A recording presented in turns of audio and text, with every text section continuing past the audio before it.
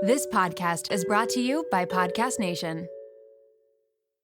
Shopping is hard, right? But there's a better way. Stitch Fix online personal styling makes it easy. I just give my stylist my size, style, and budget preferences. I order boxes when I want and how I want. No subscription required. And she sends just for me pieces, plus outfit recommendations and styling tips. I keep what I love and send back the rest. It's so easy. Personal styling for everyone. Get started today at stitchfix.com/Spotify. That's stitchfix.com/Spotify. This episode is brought to you by LifeLock. Not everyone is careful with your personal information, which might explain why there's a victim of identity theft every 5 seconds in the US. Fortunately, there's LifeLock. LifeLock monitors hundreds of millions of data points a second for threats to your identity. If your identity is stolen, a US-based restoration specialist will fix it, guaranteed, or your money back. Save up to 40% your first year by visiting lifelock.com/podcast. Terms apply.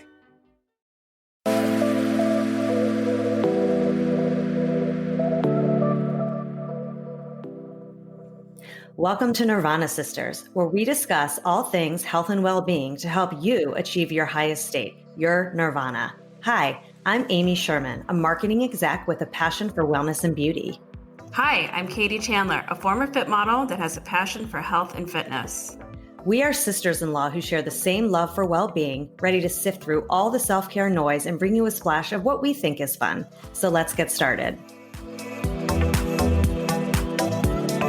Welcome to Nirvana Sisters family. We are so excited to have Dr. Rachel Nazarian with us today. Welcome, Dr. Nazarian. We have been wanting to have an amazing dermatologist on the show for a long time, so we're so happy that we got in touch with you to be able to spend time with us today and ask all of our crazy questions to you. So welcome to the show. A little background on Dr. Nazarian is she is a board-certified dermatologist seeing patients in New York City. She practices various aspects of dermatology, including cosmetic treatments, lasers and injectables, skin cancer screenings, general dermatology, dermatologic surgery, and body contouring. Dr. Nazarian has written many published articles in medical journals, as well as widely respected dermatology textbooks such as Treatment of Skin Disease and Buca's Emergencies in Dermatology. Hopefully I said that right. You are a faculty member at Mount Sinai Medical Center's Department of Dermatology, and you are written up in tons of different magazines and articles I've seen you quoted in media, print, TV. I saw you recently in an article in Well and Good and Vogue and Harper's Bazaar and New Beauty and Pop Sugar and so many more. So thank you for being on the show. Very excited to have you what here. An introduction. Oh my goodness. Thank you for having me. What an intro. Yeah, I was like listening to it and I thought, God, that's why I'm tired. What have I been doing? But you know what? It's all so much fun and I love what I do and I love talking about what I do. So I'm happy to go through the whole spiel. Whatever you want to talk about, please ask me. It's what I do all day long with my patients. And honestly, it very, very, very rarely gets old. That's the great thing about this specialty. There's always new stuff coming out and new things to talk about. And it's just so exciting and fun. That's so awesome. Well, we can't wait to get into it. But before we do, we want to take a step back and do our Nirvana of the week, which is really just when we talk about something positive, something great that brought us joy over the last week that just kind of made us take a step back because we're all so busy and crazy, especially after everything is sort of open now and everyone got back to running around. It's like good to take that step back and think about something little or big that gave us joy. So I'll let Katie do her Nirvana and then I'll. Thanks, Amy. Well, thank you, Dr. Nazarian, for being here. We're really excited. So we appreciate it. But my weekly Nirvana, I would say this week happened yesterday. For many reasons, my family and I, we haven't had much time to really enjoy the summer yet. So yesterday we had like our first family fun summer day. We were at the pool all day and the kids were swimming for, I think, honestly, 8 hours. And don't worry, we had on SPF and a lot of it, but it was great. It was just a lot of fun just to not think about anything besides fun. We really needed it. So that was mine. What about you, Amy? That's good. Oh, I thought you were going to say putting contract on your house, but I guess that's for another episode. We'll have to hear about that. I know it's been a journey for you. So I have two. So my kids actually left for sleepaway camp yesterday. So, or not yesterday. What's today? Yeah, they left Saturday. And so that was a little bit bittersweet. I was so happy for them, but also it was kind of this weird feeling. But now we're kind of getting back into the swing and they're having a blast. So that's good. But I guess before they left, we did a night, we went to the pool and it was sort of during that golden hour where the weather's just perfect. And it wasn't planned. We just sort of went last minute and they were swimming and we just like ate there, but not even at a table, just at our beach chairs. And it was just one of those casual nights, but one of those that you sort of are like, oh, I'm so appreciative of like my sweet family. It was just a really great moment before they left. And then another little one last night, all the fireflies are starting to come out in my neighborhood. So I went outside last night to do something and I just like literally got stopped because I looked up at the trees and they were so dark, but there were all these fireflies like lighting up and it was so beautiful. And all of our cicadas are now gone. So that was great. So that was just like a little spark of nirvana that happened last night. What about you, Dr. Nazarian? Well, mine is really interesting. So the last couple of weeks, I've been saying, he's from Miami, my husband, and I've been saying to him, God, you know what movie I want to watch? I want to watch The Birdcage. You know, it takes place in South Beach, right? I really want to watch The Birdcage. I just really feel like I haven't seen it in years. You know, I've forgotten most of what it's about, but kind of remember the basic premise. And I was flipping through the television. I had a rough day, flipping through the TV. And miraculously, it just happened to be on and just happened to have just started. Like I was like maybe 30 seconds and a minute in. And I called my husband. We sat down and we watched this movie that I've been like begging the universe for weeks now. I have never laughed this hard. I have seen this movie like years ago, right? But for whatever reason, it was like so appropriate for today, for like here and now in the world, politically, whatever. It just made, I think I had like stomach pains from laughing so hard at Robin Williams and like this whole brilliant cast. But I was so grateful for these 2 hours where I was just absorbed in this movie and just loving life and laughing at it and just having a really good time. It was like the most therapeutic 2 hours I've had in a very, very long time. That sounds so good. Oh, I love that. That's so great. I got to watch that again. I haven't seen that in years. And that's so cool. I love that manifested for you and that you enjoyed it. That's so great. Yeah. That's so great. That's a good one. I love it. Okay. So we're going to get into some quick fire questions before we get into it. So tell us a little bit about your background and how long you've been practicing dermatology and what your specialty is. Sure. So you kind of touched on it a little bit. I do medical and cosmetic and surgical dermatology. So basically I do the basic stuff.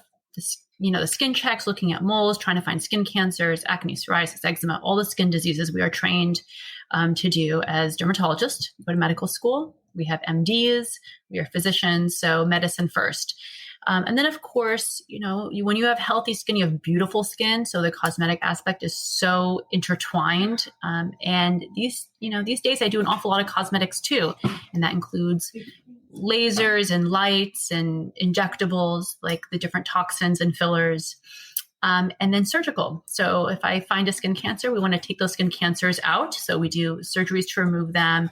Sometimes people have things like cysts and little tumors like lipomas. We take those out as well. And it makes me feel like I am a tiny little bit like the rest of my family, which is made up of all surgeons, like cardiac surgeons, bariatric surgeons, orthopedic surgeons. And so a little bit of my day is basically dedicated to being my version of a surgeon, a dermatologic surgeon. So I enjoy all of it. And like I said, I feel like every year there's something new that comes out and something else that I have to learn. And so that's a part of my job too, is just keeping up to date with what's happening in medicine. Nice. And how long have you been practicing? Well, a little shy of a decade formally, but actually I was involved in dermatology since I was about 19. I was working in dermatology offices, working in the lab, grossing slides. Grossing slides, for people that don't know, is when you do a biopsy and you take that little specimen of tissue, like a mole or whatever else you're looking to examine. It actually has to be processed. So I was processing that where I grew up in outside of Dallas, Texas. And then spent summers also working with dermatologists, did a little bit of research in dermatopathology and dermatology. So really, I feel like I've been doing this since I was 19, because I started that when I was 19.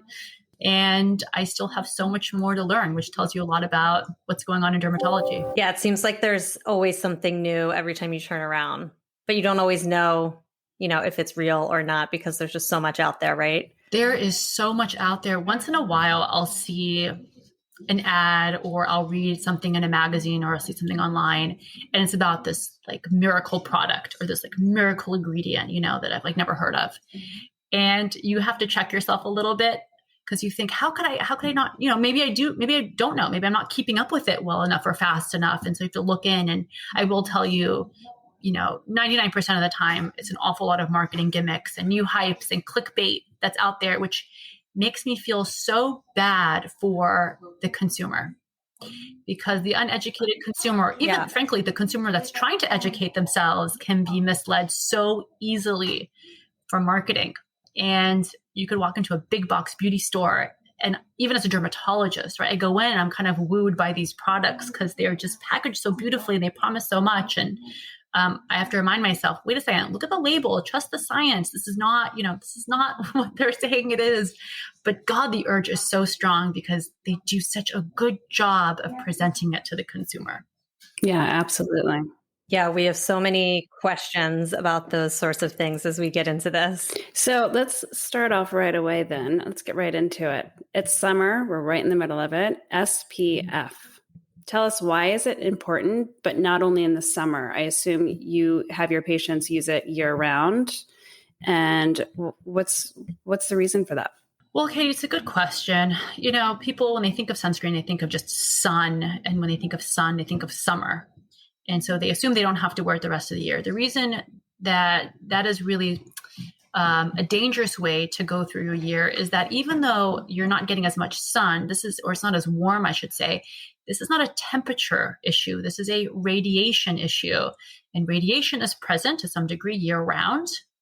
And when it comes to sun damage and skin damage, it's cumulative. So even if you're getting a minute a day or 30 seconds a day, at the end of the year, you're getting hours and hours of exposure to radiation. That is why people look 80 when they're 80. It's because they have 80 years of sun. And so if you can only protect yourself half the year, you're frankly still getting enough radiation that it's going to add up at some point, but you're still leaving yourself vulnerable to free radical damage, maybe not a sunburn, but free radical damage and skin cancer the rest of the year. Also, these days when people are indoors, they sometimes neglect to put on their sunscreen. And that's also a bad way to go through life, because although UVB is kind of what people usually think about when they think about protecting themselves from the sun, because that's what prevents the sunburn, UVA actually travels through light and glass. So if you're working in an office space that has windows, you're still getting radiation through. And if the idea of getting a skin cancer doesn't scare you enough, let me remind you, UVA is actually what ages you. So that's what's going to give you those wrinkles and those sunspots and those large pores. So for a multitude of reasons, you really need to put that sunscreen as a part of your daily regimen, just like brushing your teeth would be, just like washing and moisturizing would be. So multitask, right? So rather than have to think about like 10 different things to put on, just make sure your sunscreen and your moisturizer are in one. Or for me, your sunscreen, your moisturizer, your anti-aging cream are in one.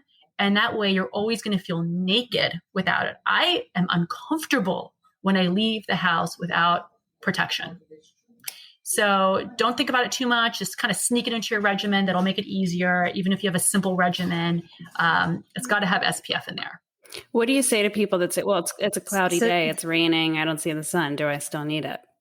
Everybody knows a story of somebody who was outdoors all day and it wasn't sunny and they just didn't put on sunscreen. I mean, how many times have you heard that? I hear it all day long, right? And they got burned. They didn't realize they got burned. Radiation goes through clouds. So don't be fooled by the temperature or what it looks like. Just protect yourself. And also sun damage comes in different forms. People are looking for that burn, but some people actually have many people actually have low levels of sun allergy. So maybe they're not burning, but they just feel a little dry and itchy from the radiation. I mean, it's radiation, right? It's what people get when they have breast cancer. It's radiation. It's the same thing.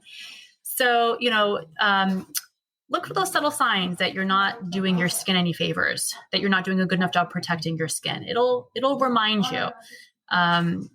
So I think the more you know, the more cautious you'll be. Our job is to educate people, but eventually, maybe when you see your first little wrinkle, that's usually when it starts. When you start to notice your pores getting a little big, maybe that's when it starts. But there's something that will motivate you. It tends to be more cosmetic than medical, and that's fine. I'll use whatever motivation I can, but you'll be motivated to put on your sunscreen daily, cloudy or not. Yeah. And I can relate to that big time because I got my first basal cell when I was like young, like 30 or something. I remember it was like a couple years after I got married and I was freaking out, and I've gotten like 10 since. I mean, I've had them everywhere. So ever since my first basal cell, game changer, sunscreen every day. I sit in the shade. Katie knows I'm like a grandma. I will not be in the shade, and I will not be in the sun. And if I'm in the sun, always a hat. Oh, I'm like so paranoid about it because I've had so many. I don't know, from being fair, being in the sun, genetics. I mean, my dad is actually dark complected, but he's gotten a bunch of basal cells too. But yeah, so I'm super aware of it. But I feel like even though it's talked about so much, still most people are not thinking about it as much. And it's interesting that you say it's radiation. I never really think of it that way. I just think of it as like bright light and heat, but not the radiation part, which makes you feel like, okay, I really need to put it on. So do you recommend putting on SPF before everything else or after? Because I never know. That's because it's different depending on what you're using. I think this is a part of the problem too, is that there's different ways to protect yourself from the sun, and there's different ingredients, and there's different vehicles that they come in, meaning so a vehicle would be like a cream versus a lotion versus a serum versus a spray versus an oil, right? There's just so many different forms of them, and that determines its place in your regimen. Most sunscreens would go on last. Like, let's say you're going to wash your face, you're going to pat dry, you're going to moisturize, you would put on your sunscreen. And the only thing that would go on after that is maybe a little bit of makeup. That's how most of them work. But, there's powder forms that you would also just do last. Even after you do your makeup, you would want that to sit on top. The big classifications for sunscreen come in mineral or physical versus chemical, right? Chemical needs to be absorbed into the skin, and it works by changing that radiation into a different form, typically heat, versus a physical or mineral, which acts by shield. It's basically a physical blocker is where it gets its name from, and reflects the radiation away from your face. They work in different ways. They are both wonderful, but also depending on which one of those you're using, it may change how you apply it. I say when in doubt, just, put it on after your moisturizer and you should be just fine. Do you have a favorite sunscreen? Okay. That's good to know. What's your go-to? So for me, I change every few years. I've evolved. So I had to do a starter sunscreen, as I call it, which is just like super lightweight and feels like absolutely nothing and disappears and you don't even know you're wearing it. And that's how I started, because as somebody who doesn't really wear makeup, I didn't like the feel of anything on my face. I hated it. And so that was Elta MD UV Clear, which is like a cult favorite in the dermatology world. Okay. Super easy, simple. As I got older, it actually wasn't motivating enough, even for me as a dermatologist, to just have sunscreen. I just didn't feel like I wanted to put it on during the day. And so I switched to something that is made by a brand called Revision. It's Revision True Physical. I love this. I love this for a number of reasons. One is because actually the base is an anti-aging cream. That always motivates me to put it on. It has a high SPF and it's a little bit tinted. So it goes on kind of like this beautiful sheer tint. It covers everything. I don't have to do anything else. I put on a vitamin serum. I put on my sunscreen. I am out the door and it is everything in one. I'm like a mama of 3. I don't have time to do anything. So it goes on. I'm out the door. I'm super, super happy. What do I recommend for my patients? It really depends on what they want. I don't think patients realize that the sunscreen game has evolved so much that there's really cosmetically elegant options out there for everything. Whatever you want, you can tell me whatever you want, and I will find you a sunscreen that is curated for those issues: redness, dryness, anti-aging, wrinkles, discoloration. You want something lightweight. You want something that has a little dewy look. You want something matte. Whatever you want. You tell me, I know what's out there. I will, point you into the right direction, and I will help you find something you are obsessed with, because that's my goal. I want you to be really motivated to do it. And if anti-aging motivates you, which it generally does, this way. For men, if super lightweight and pretend it's not even there motivates you, there you go. So that's where I am now, True Physical.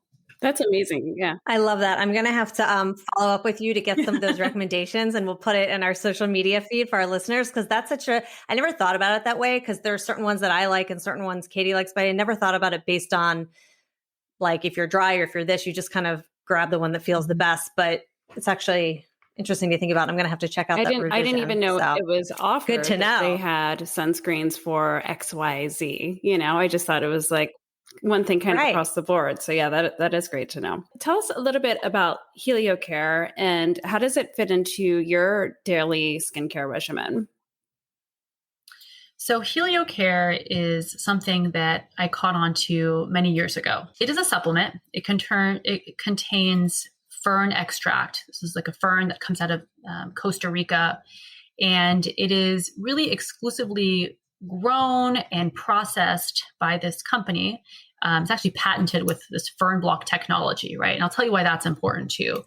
But the purpose of this is to make you really a little bit less sensitive to sunlight. So I used to give it to patients that would get like sun allergies and itch a lot, or had sun sensitive conditions like lupus or melasma, which is discoloration you get in the sun.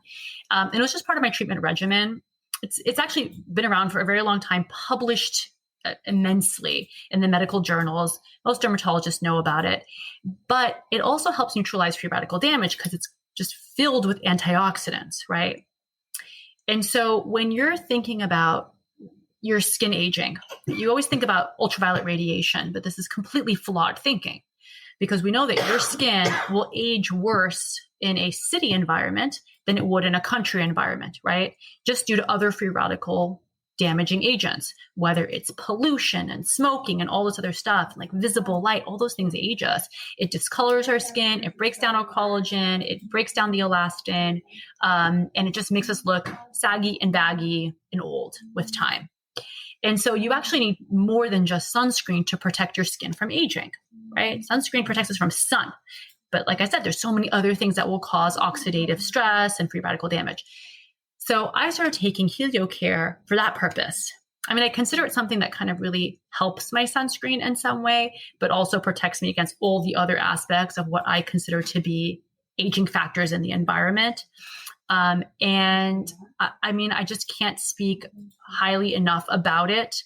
You know, I just started working with this company this past year, and, you know, I still don't know why it's not like insanely popular. I don't know what it is. You know, I've spoken to a lot of dermatologists about it. We're like, is it the packaging? I guess it's kind of boring. You know, I don't know what it is, but boy, my whole family's on it. My husband's on it.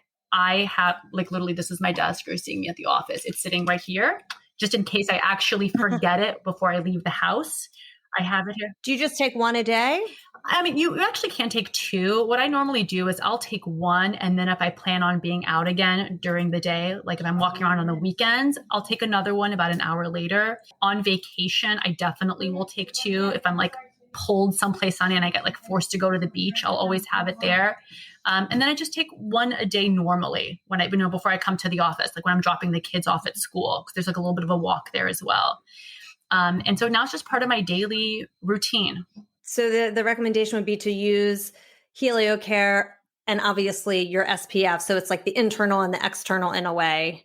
And would something like that help with basal cells? Like, would it be beneficial to take that if you're prone to getting basal cells like I am? Yeah, that's a great question. I mean, the closest I can say is free radical damage can cause skin cancers. HelioCare helps neutralize free radical damage. Does that make sense? So in my mind, yeah, do I so it take can't it? hurt, in other words. Right. I mean, not only can it not hurt, I do feel like it helps a lot. There's another version of HelioCare actually that contains a form of vitamin B called niacinamide that actually we have many studies in the medical literature that shows that does help prevent against skin cancers. And so if I have a patient that is prone and has many skin cancers in the past, or I think has a higher risk of developing skin cancers, I'll actually recommend that for them. They have another version called HelioCare Ultra that has extra antioxidants in it. That's really, in some ways, I think of it more as like a anti-aging booster supplement. The thing about supplements, though, it's really important to remember that it's not FDA regulated, right? This is not considered like a medication. It's considered an extract, a supplement. And so any company can just like say they're doing the same thing and get that plant and kind of grind it up. But you can't do that when it comes to your own health. So I don't like doing random knockoffs or whatever it is, because I don't even know what part of the plant they're using, right? Like the whole plant doesn't have the same level of actives.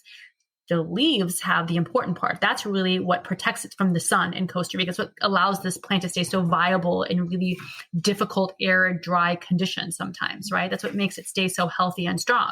If you're going to grind up the root and put it in a pill, it's not going to do the same thing. So I'm really adamant with my patients that, we don't experiment when it comes to extracts and supplements. I only want the stuff that's been studied. I only want the thing that's in the medical journal. So, that's HelioCare. And, it's just one other thing you can do. You eat healthy too. You want the right antioxidants in your diet. You want the right anti-inflammatory things in your diet. You're going to know if you're treating your body poorly, and your skin is going to show if you're treating it really well. And that means from the outside, and also means from the inside. It's so true, because I have definitely been not doing my best lately with my diet, stress eating a little bit, and I can see it. I see it like all over my face. I see it in like the little dehydration wrinkles that sometimes I have and sometimes I don't have. And like, when your face is like inflamed or so, you really can see it in your face, and then you break out more. And all of that can be linked right back to everything you're consuming, right? Absolutely. The skin shows everything. I mean, it really is just a reflection of what's happening on the inside, how you're feeling and how you are treating yourself, whether you're sleeping, whether you have a good diet, whether you're getting enough water, whether you're giving it the right tools to defend itself, which is a huge part of it. I mean, if you were just going to go eat whatever you wanted and then go to sleep and you never brushed your teeth, think about what happened to your teeth. They would literally degrade with cavities, right? You would lose them. Your skin requires the same amount of self-care and maintenance. Otherwise, if you're not giving it what it needs to protect itself, it falls apart. And you know that because when you look at beautiful skin, it looks so healthy. It like glows, doesn't it? And when you're looking at somebody who clearly doesn't take care of themselves, you can see it in their face. There's nobody that doesn't take care of themselves that has this like gorgeous, glowy skin. There's just some things you can't fake. Right. I love that. Yeah, I totally agree. And I'm so, it's like the older I get, the more I'm noticing people's skin and like obsessed with getting my skin to be clear and even. And that kind of moves on to the next thing we wanted to talk to you about is how to even out skin tone, because there's all this talk about retinol and retinoids and tretinoin and all of this stuff. And can you break down for us like what it is, the differences, what we should and shouldn't do? I started experimenting with a retinoid, but like I don't really know much about it. I just feel like there's so much information. It's hard to know what it is and what it's for and all of that. If you could just give us the 101 on that, we'd love it. Sure. This is one of the simplest part of the anti-aging regimen is the retinoid. Okay, so retinoids are vitamin A derivatives. That's all they are, vitamin A derivatives. And we know that this class of vitamin A derivatives can stimulate collagen and stimulate cell turnover and help give you fresh, healthy, new skin. So if you think about it, old skin is kind of like damaged skin. New skin is healthy and youthful looking.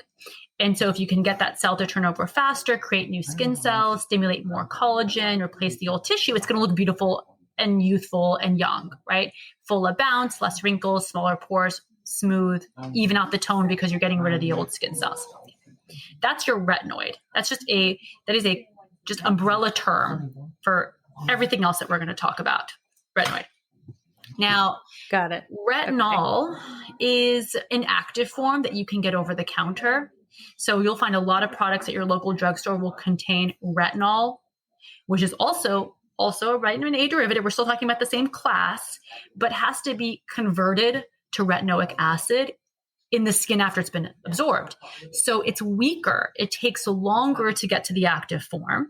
It's more gentle, right? It's not going to dry you as much, but you're also not going to see the improvement as quickly. You will see improvement. It's not that it's not going to work. It will work, but because it's inactive and it's a couple steps away in that sort of pathway, it's just, it's not as dramatic sometimes. That's all. Tretinoin, which you also mentioned, tretinoin is actually a prescription retinoid. That is closer to the active form. So when you put that on your skin, you actually start to see the improvement sooner. It's a little bit more dramatic. It is closer to the form that actually does something. It's a little bit farther down the pathway. The downside to that, of course, is that retinoids have an adjustment period where your skin has to get used to them because they're getting the cells to turn over faster and they're doing what they need to do. They shrink down the oil glands a little bit. And so if you are too aggressive with your retinoid use, your skin's going to feel a little bit dry. It might even freak out a little bit, get red. You could flare an underlying condition like rosacea if you use it, too much too fast. But if used properly, tiny little bits to the whole face, a couple times a week, maybe mix it with moisturizer, ease in, like dip your toe in a little bit with the retinoid, even if it's tretinoin, your skin actually will often adapt beautifully. And with time, we'll get used to it. And then with time, we'll show its benefit. So, there's really no downside to being on a retinoid. We don't really recommend them or prescribe them if you are pregnant or breastfeeding. Although I will tell you the caveat to that, if you're really up to date on your literature, actually there is a 3rd generation retinoid that is safe in pregnancy and breastfeeding. So I do recommend that. And I certainly did that for myself, for all 3 of my babies. So, we grow and we evolve, and there's something for everyone. But I do think on some level, a retinoid should be somewhere in your regimen. There is just literally no reason for it not to be. And just like you were saying about sunscreens, how to pick the right sunscreen, I can do the same thing with a retinoid. You can tell me what your skin issues are in the sense of like, do I have rosacea? Do I have eczema? Do I have dry skin? I tried a retinoid. I freaked out once, whatever. And I will give you the right retinoid to use that will be tolerable. I really have yet to find someone that hasn't been able to tolerate at least one of the retinoids that I recommend. Yeah, we're definitely going to follow up with you on that too, because so it sounds like you should do some sort of retinoid. It's a PM treatment, right? You do it at night? That's correct. And then someone would do either a retinol or a tretinoin. They wouldn't do both because essentially it's the same thing. One's just stronger than the other. Exactly. So there's no need to do both. You can start with a retinol if you really want to ease in, get used to that, and then move on to a prescription strength retinoid like tretinoin if you want. Or, actually now they have a prescription strength retinoid over the counter even, right? Because adapalene in like Proactive MD. It's like it used to be prescription, now it's over the counter. So it's there. But you could ease into it slowly, see how your skin does, make sure that you don't have an issue, you don't get too dry. But yes, so what you would do really if you want to have like this perfect skincare regimen is you start your morning by washing your face very gently, patting dry. And then what you would do is you would put on a vitamin serum of sorts, which would be your antioxidant, right? That's going to neutralize free radical damage topically. Put on your sunscreen. I take my HelioCare. And then in the evening, you wash your face, you pat dry, you put on your retinoid of choice, and maybe a couple other things that hopefully all come in one product. So you're not putting on 15 different products like the Koreans do. We're American. We want like the multitasker, right? We want like 1 or 2. And thankfully we have those products that do everything we want in one.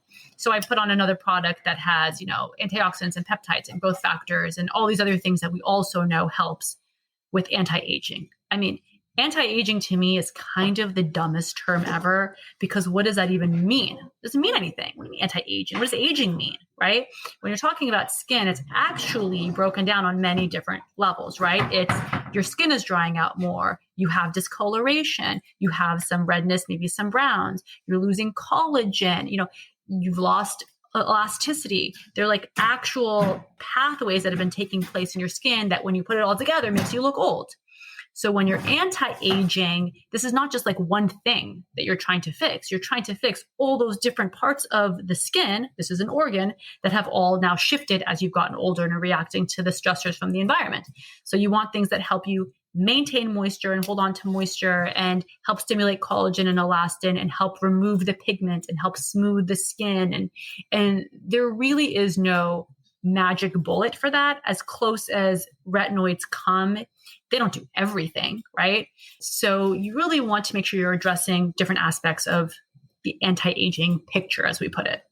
Yeah, I wish I knew about retinoids earlier. I learned about it, I guess, over the last, 6 months or so. And I started using this brand called The Ordinary. You know that brand? And I can't remember how much it is. It's so cheap. 0.5%. Yeah, it's super cheap. And I heard it was good, but I didn't know there's all these different percentages. And I was just like, I'll just get this one because it seems like a lower percentage. Is there a cap that like an over the counter versus prescription? How do you know what concentration to buy? Yeah. Or what percentage? The reality is forget even the over the counter, even in the prescription world, honest to goodness, it doesn't really matter. I mean, the dirty secret with a lot of this stuff is that most of the time the patent is running out on a brand and they need something else to patent, right? And so then they go from like, whatever it is, 0.05 to 0.06. Okay. Does it really, really, really matter? No, of course it doesn't matter. Does it make a huge difference in your skin? No, it's literally the same thing. But they have to kind of create these new proprietary patented percentages in order to stay branded, in order to justify whatever price for something that is exclusive, right? And so that's where you see all these different numbers popping out in medicine and even frankly over the counter. It doesn't really make a difference. To me, it's over the counter and then it's prescription. And I have patients that come in and they said, oh, I've been doing like the 0.05 now for a year. Can I go to the 0.1? And I'm thinking, okay, it's like not even worth the arguments anymore. Like, okay, fine. But to me, it's more like the gel is a little bit stronger than the cream. Like that kind of stuff. All right, fine. A little bit more, a little better absorption, or certain classes of retinoids, first generation, second, third, sometimes work a little bit differently. Yeah. Mine's like a serum. Right. That tends to be, so yours is over the counter, right? This is the ordinary over the counter one. Yeah. It's like a drop. Right, I like serums. They tend to be a little bit more potent.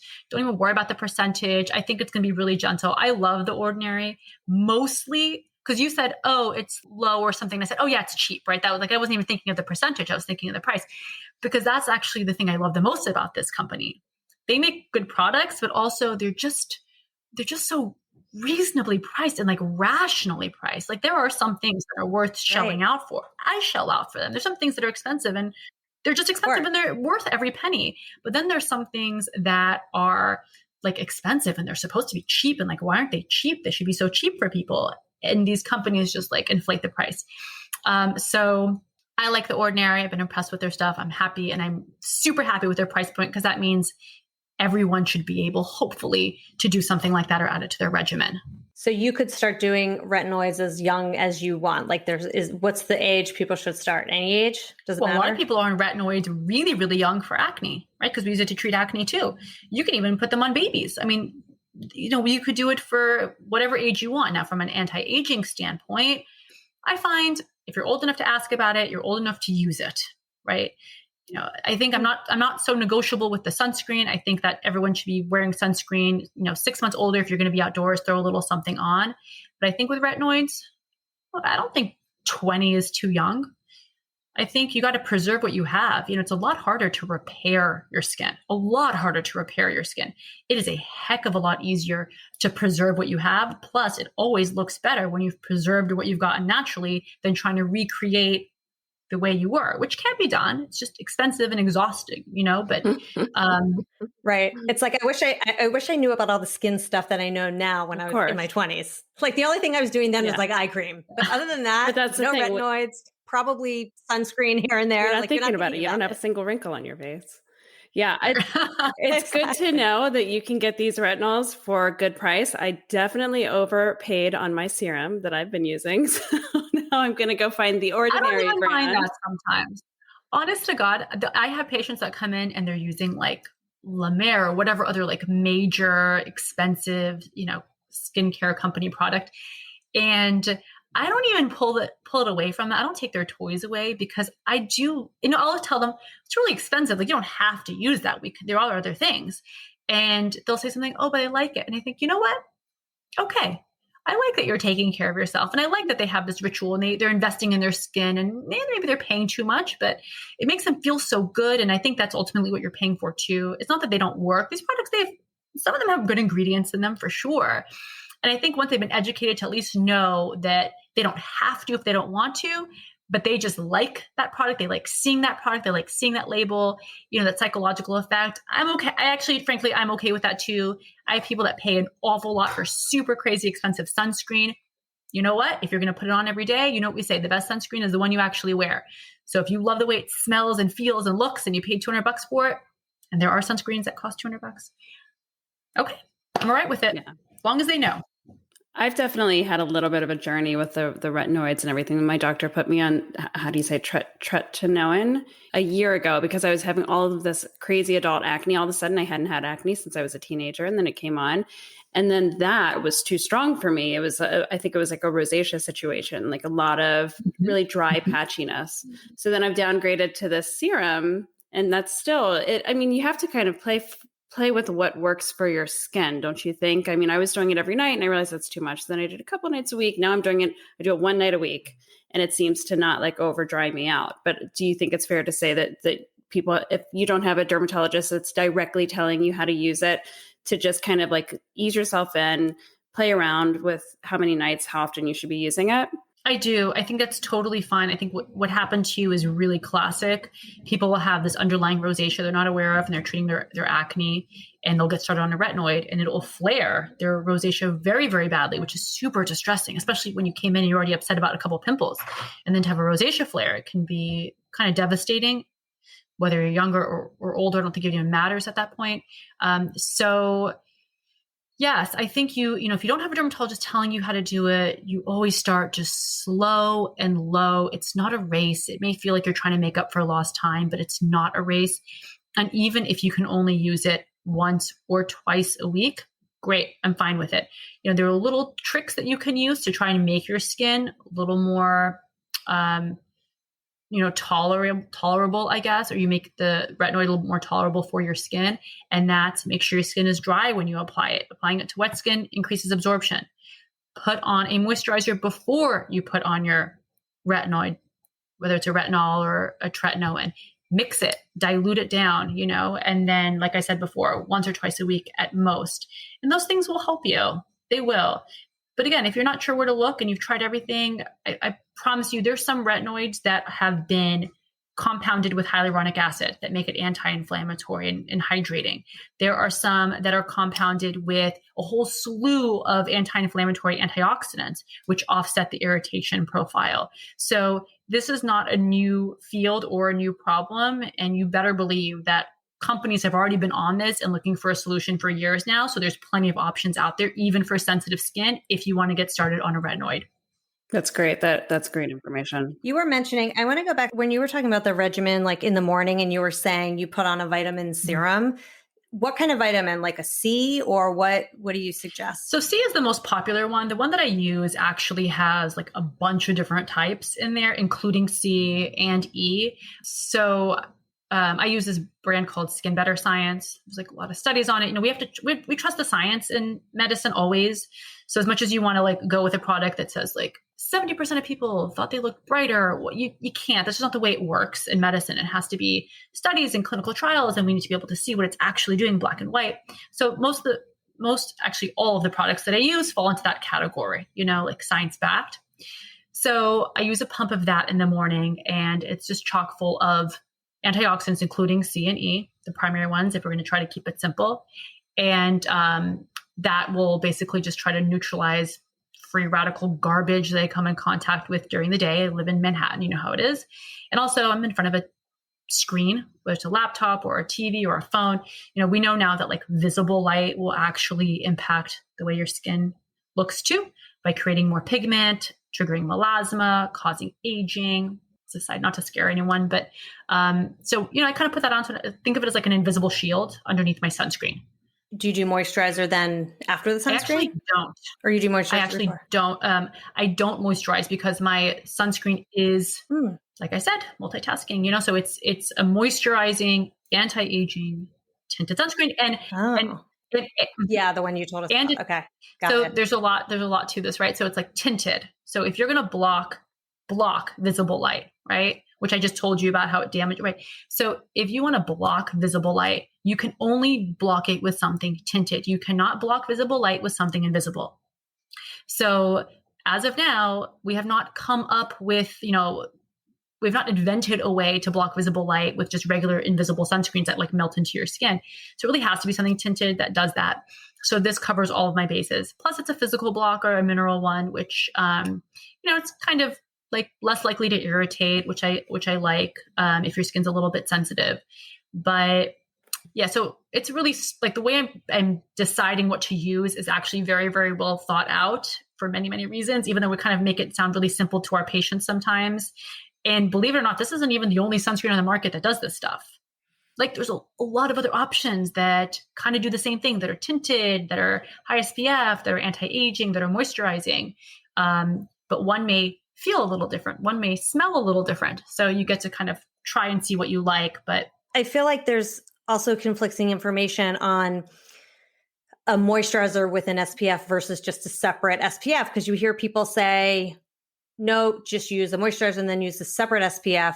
And then some people say to combine it. So it's like, you never know, but I'm going to listen to you because you obviously know what you're talking about. But it's like, there's just so much information out there that for people, I'm glad we're talking to you, because I always was like, oh, I don't want to get one of those mixes because I don't know if it's works as well as if you just put regular sunscreen on. You know what I mean? It does. You just have to make sure you're applying the right amount, right? Like it's the same thing with like your sunscreen and your makeup. That is, I don't mind it, but if you're not applying enough to get the SPF on the label, which is like, like 2 milligrams per, centimeter squared of skin, or as we like to say it now, just like the 2 finger length rule, you kind of have to put 2 strips on your fingers and then you use that to rub into your face and neck. And if you're not using that much of whatever you're putting on, you're not going to get the SPF that's labeled on the bottle. You're going to be selling yourself a little bit short. So for situations like that, if you know you're putting on enough, which you should be for the stuff that feels like moisturizer and it's going to go on like moisturizer, you're going to be fine. There's no need for anything else. The other say problem, that again, I think, Amy, is that, that was a really good tip. 2 finger lengths width, 2 finger lengths amount, I should say. So you kind of put the strip on your 2 fingers, your index I don't and your know if I put that much on. Yeah. Okay. Well, this is for face and neck, right? This is for both your face and neck. If you're going to be going out, we want to remember that kind of not to neglect this area under the chin. And you rub it. You'd be actually surprised at how well it goes in. Rub, rub, rub, rub, rub on the neck. That's it. Nice. That's great. I've definitely not been using enough. Yeah. And I don't think I have either. I'm like using a pea size. Exactly. That's good to know. I mean, that's another reason not to use low SPFs, right? You use a low SPF and you don't apply enough, you're getting even less than the SPF you thought you were, right? If you're using an SPF 15 and you're applying it just weakly and lightly, what are you getting? Like an SPF 5? But if you use a higher SPF, so keep those things in mind too. So what's the minimum SPF you should use? Like 40 or? I think shooting for 30 higher. 30 is smart. or higher. And what you were saying before is like, you don't know who to listen to. There's like, the other thing that always occurs to me when people say things like this is that there's just an awful lot of people talking right now. And I think a lot of people truly feel like they have the podium and the right to speak and they know about skin, but they actually don't know anything about skin. These like skin experts never even studied skin. It's all, anecdotal evidence that they've tried and used and want to share their experience, but then present themselves as actual experts. And it really confuses the consumer because there's so much noise because everyone wants a seat at the table. But at the end of the day, honest to God, just trust the physicians, please. Just trust the physicians. Like, we spent like our whole lives studying this stuff. I mean, it's easy to think you know what's going on because you can see the skin. And so everyone feels like they have this personal experience with their skin that they want to share.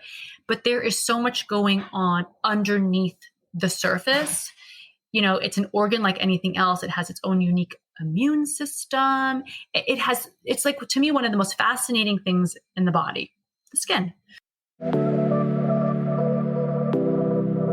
We hope you enjoyed part 1 of Dr. Nazarian's episode. We found it to be very insightful. Stay tuned for part 2 next week, where she goes through all things dark circles under your eyes, fillers, eye surgery, body sculpting, and a game-changing injectable for cellulite. So stay tuned for part 2 next week. Bye for now. Thanks for listening to Nirvana Sisters. For more information on this episode, check out the show notes, please subscribe, and leave us a review. Also, find us on Instagram at Nirvana Sisters. If you loved what you just listened to or know someone that would, please share it and tag us. Tune in next week for a fresh new episode of Nirvana Sisters. We'll continue to watch out for all things wellness so you don't have to. Bye.